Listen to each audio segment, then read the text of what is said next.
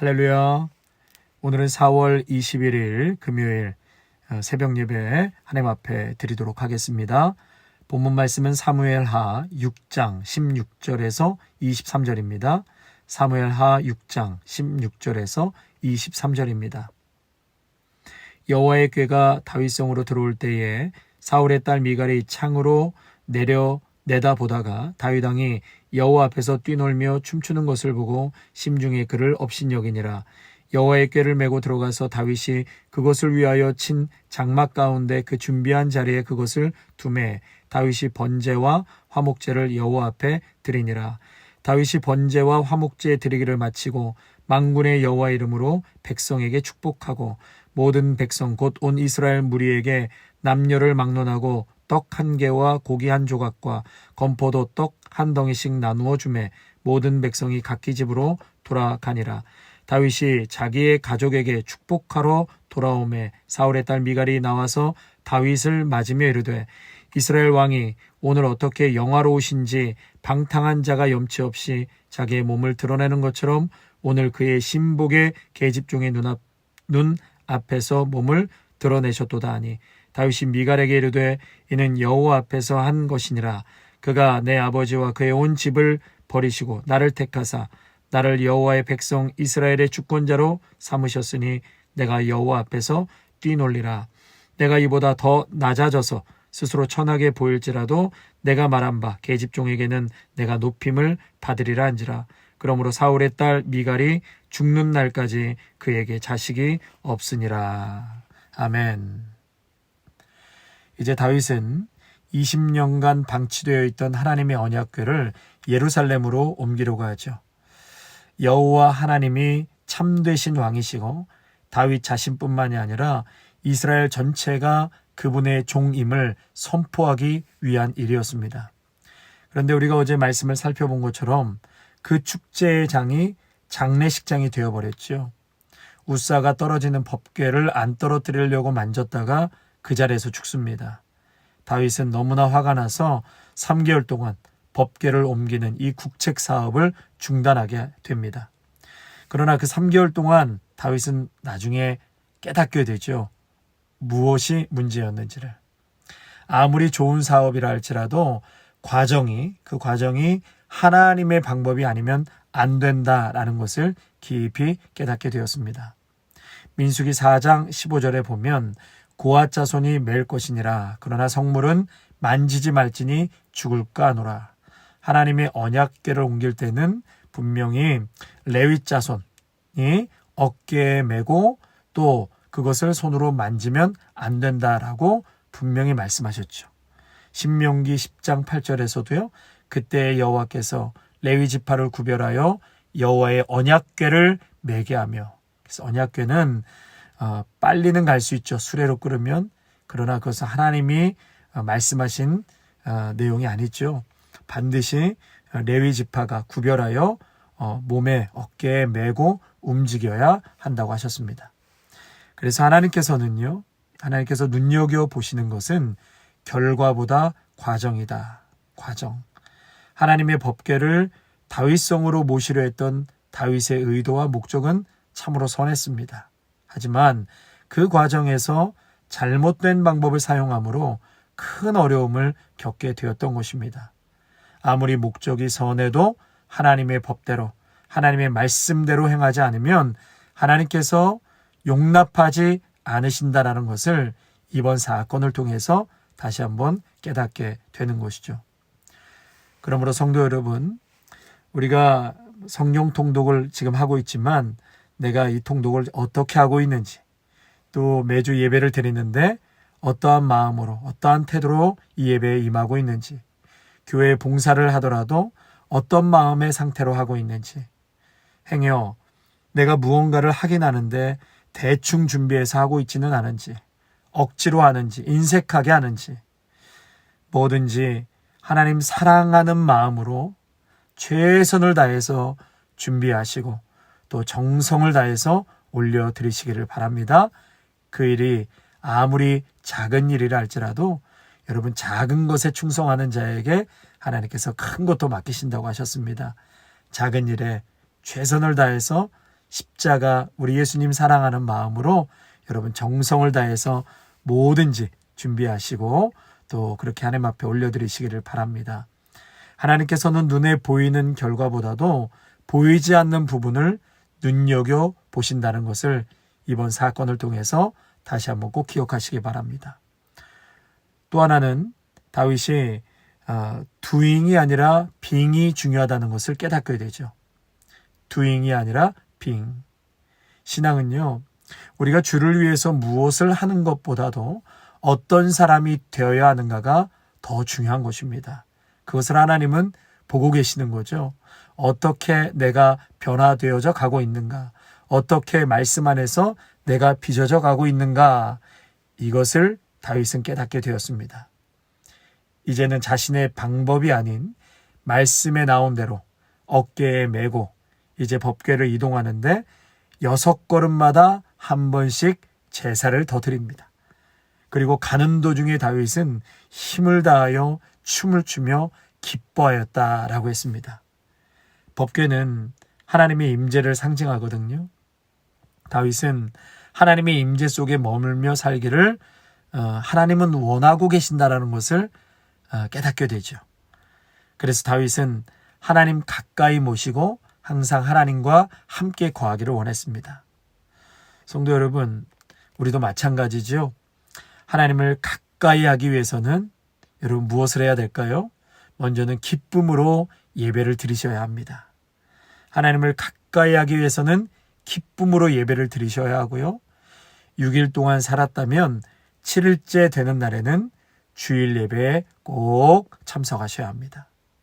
뿐만 아니라 성경도 매일 읽고 또 기도에 힘쓰는 것입니다.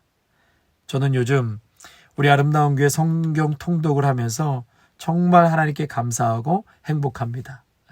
우리 성도님들을 하나님께서 참 얼마나 사랑하실까. 주님께서 이제야 바르게 간다 이렇게 말씀하시는 것 같아요. 내 아들, 딸이 이제야 나를 가까이 하는구나. 전에는 일주일에 딱 한 번 성경책만 가지고 교회에 왔는데 요즘은 그것도 아니죠. 스마트폰이 있어서 아예 성경책을 펴지도 않고 먼지가 뽀얗게 앉아있지 않습니까? 10년이 되어도 성경책이 깨끗하고 멀쩡한 것을 보면 우리 주님이 얼마나 마음이 아프시겠습니까? 그런데 이게 웬일입니까? 통독하면서 성경책이 항상 식탁 위에 놓여져 있고 책갈피가 끼워져 있고 늦더라도 꼭 성경을 읽고 잠을 자니 도대체 우리 성도님들의 가정에 무슨 일이 일어나고 있는 것입니까? 성도 여러분, 이러한 열정이 계속해서 타오르시기를 주님의 이름으로 축복합니다. 신앙은 열정 없이는 성장을 기대할 수가 없습니다. 그러므로 다윗이 가졌던 이 열정과 헌신의 의도를 본받아서 오늘도 열심히 우리 신앙적으로 노력하고 달려가시기를 주님의 이름으로 축원합니다. 성경을 많이 읽으셔서요. 성경책이 많이 낡게 되면 저에게 꼭 말씀해 주세요. 교회에서 새로운 거로 교환해 드리겠습니다. 그리고 이제 드디어 언약궤가 다윗성에 예루살렘에 입성하게 되죠. 자, 미갈이 춤추는 다윗을 보고 오늘 말씀해 보니까 마음속으로 업신여기더라 그랬어요. 마음속으로 업신여기더라. 이 얘기는 멸시하다, 얕보다 이런 뜻이죠. 하나님께 제사를 드리고 경배한 후에 집으로 돌아온 다윗에게 미갈이 뭐라고 말을 하냐면 우리말 성경으로 제가 읽어드리겠습니다. 오늘 이스라엘의 왕이 정말 볼만하시더군요. 신하의 계집종들 앞에서 몸을 드러내시다니요. 이 얘기는 방탕한 자 몸을 드러내셨도다.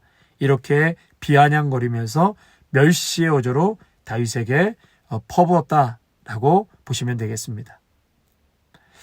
하나님께 기뻐서 춤추다가 바지가 내려간 것을 보고 왕이 한 행동은 참 가치가 없고 방탕한 것이다.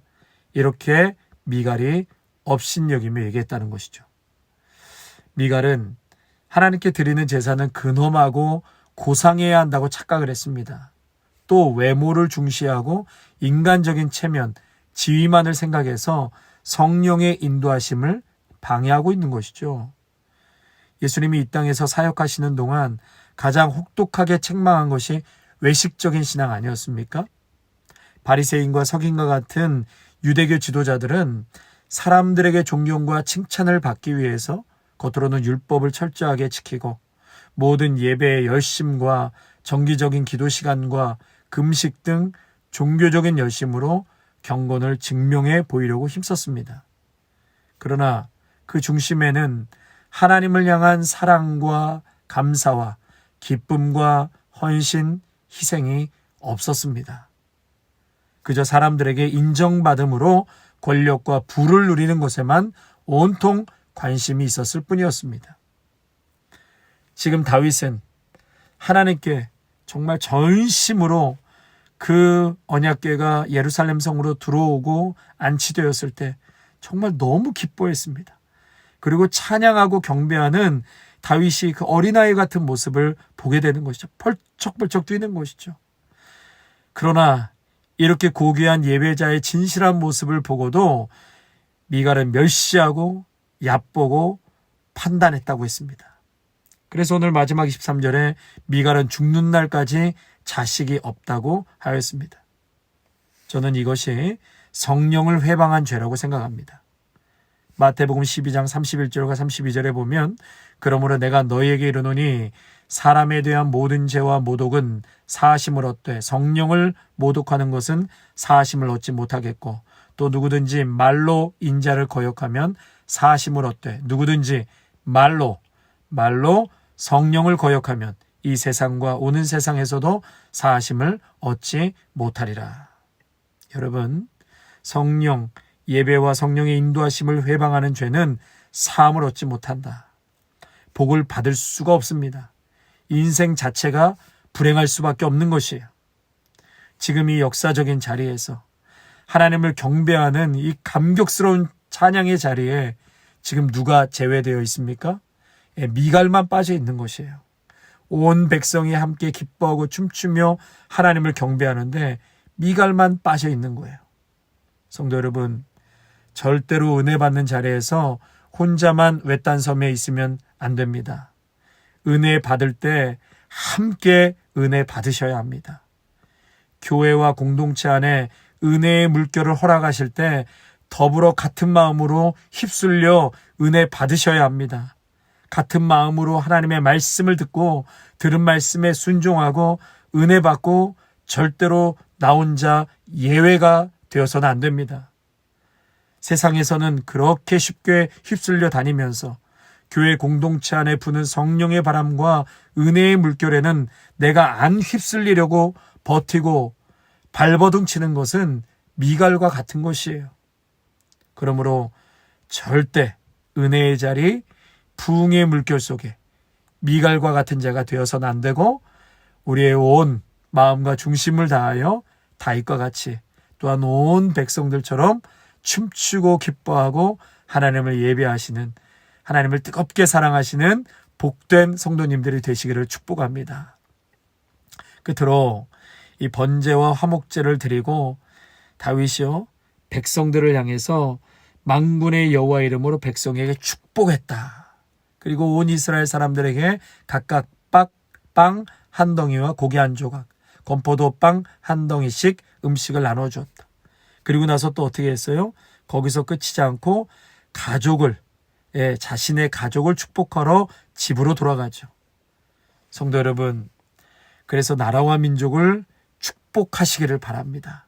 우리가 살고 있는 이 미국과 조국 대한민국을, 위정자들을 여러분 축복하십시오. 또 교회 공동체를 축복하시기를 바랍니다. 뿐만 아니라 여러분의 자녀와 아내와 남편을, 가족을 축복하시기를 바랍니다. 축복하라고 믿음의 성도들을 먼저 세우신 것이에요. 또 이 땅에 교회를 세우신 것입니다. 이 세상을 축복하라고, 여러분들 가정에서 가정을 축복하라고 여러분들 예수 믿고 그 자리에 세워주셨는 줄로 믿습니다. 미갈은 지금 다윗과 전혀 다르게 마음이 딴 곳에 가 있죠. 이쯤 되면 다윗이요 미갈을 보고 와, 이렇게 마음이 뜨겁게 들어왔는데 이 마귀가 이 여자한테 역사하는구나. 마귀야 물러가라. 은혜 받은 거 다 까먹었네. 이렇게 할 수도 있었을 텐데요. 다윗은 그렇게 반응하지 않았죠.